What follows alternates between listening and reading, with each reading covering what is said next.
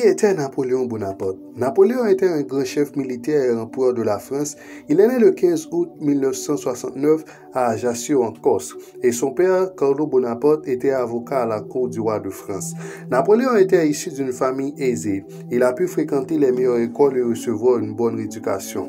Il fréquente une académie militaire en France et devient officier de l'armée. Après le décès de son père, Napoléon retourne en Corse pour aider à gérer les affaires familiales. En Corse, Napoléon est associé à un révolutionnaire qui s'appelait Pascal Paoli. Il a aidé dans les luttes contre les Français. Peu de temps après, il change de camp et rentre en France. Napoléon épousa une jeune femme nommée Joséphine en 1796. Mais divorça en 1810 pour épouser Marie-Louise d'Autriche. Comment Napoléon est-il devenu le souverain de la France? À 26 ans seulement, il entame sa première campagne militaire contre les Autrichiens.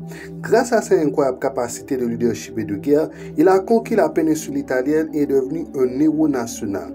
En 1798, il dirigea une exposition militaire, une belle expédition militaire en Égypte et a connu un grand succès. En 1799, le gouvernement au pouvoir en France a appelé directoire et a fait ses compliments spéciaux à Napoléon Bonaparte. Et avec ses partisans, Napoléon forme en 1804 un nouveau gouvernement appelé consulat et se donne le titre du premier consul. Mais comment était donc le gouvernement de Napoléon? Napoléon, en tant que dirigeant de France, il a mis en place un certain nombre de réformes gouvernementales. L'une de ces réformes était le célèbre Code Napoléon qui stipulait que les postes généraux ne seraient pas nommés en fonction de la naissance ou de la religion d'une personne, mais en fonction de ses qualifications et de ses capacités. Avant la Révolution française, il a mis en œuvre un nouveau code appelé Code Napoléon et tous les postes élevés étaient attribués à ceux des familles royales ou à ceux que le roi favorisait. Napoléon a donné un élan extraordinaire à l'économie française en construisant de nouvelles routes et en favorisant les affaires. Il rétablit le christianisme comme religion officielle de l'État tout en accordant la liberté de religion à ses citoyens. Napoléon a également créé des écoles non religieuses afin que les enfants puissent recevoir une bonne éducation. Le pouvoir de Napoléon, ils ont fait des choses vraiment extraordinaires et ont contribué à accroître les économies de la France. Et en 1804, il se couronne empereur de France. Napoléon n'était pas seulement un homme au pouvoir, mais comme vous le savez, certains pays autrefois et même aujourd'hui, pour accroître leur économie, ils devaient exposer leur puissance grâce à leur armée. Et l'armée française à cette époque était l'armée la plus puissante. Maintenant, nous allons voir la chronologie militaire de Napoléon. Premièrement, Napoléon a vaincu l'armée autrichienne et russe à la bataille de Strull en 1805. En 1811, la France contrôle la majeure partie de l'Europe. En 1812, Napoléon décide d'envahir la Russie. En 1813, la majeure partie de l'Europe s'est retournée contre la France. La Prusse et l'Espagne déclarent la guerre à la France. En 1814, Napoléon est conduit à l'exil sur l'île d'Elbe. En 1815, Napoléon échappe à l'île d'Elbe, rassemble son armée et prend le contrôle de Paris pendant une période également connue sous le nom de 100 jours.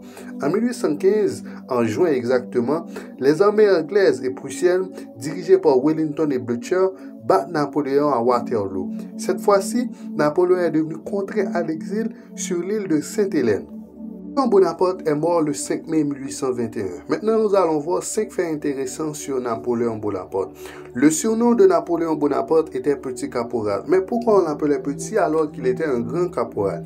On l'appelait Petit parce qu'il était de petite taille. Il mesurait environ 5 pieds et 6 pouces. Son nom de naissance était Napoléon dit Bonaparte. Il a écrit un roman d'amour intitulé Clinson et Eugénie. En 1804, il fut couronné empereur de France. Lors du couronnement, il n'a pas permis au pape de placer la couronne sur sa tête, mais s'est couronné lui-même. Maintenant, nous allons voir 5 citations les plus célèbres de Napoléon Bonaparte. 1. Un soldat se battra longtemps et durement pour un morceau de ruban coloré. 2. Si vous voulez que quelque chose soit bien fait, faites-le vous-même. 3. La mort n'est rien, mais vivre vaincu et sans voir, c'est mourir quotidiennement. 4. N'interrompez jamais votre ennemi lorsqu'il fait une erreur. C'est vraiment intéressant celle-là. Et 5e, un leader est un marchand d'espoir. Si vous avez aimé ou encore si vous avez des questions, faites-le savoir en commentaire. Partagez et abonnez-vous.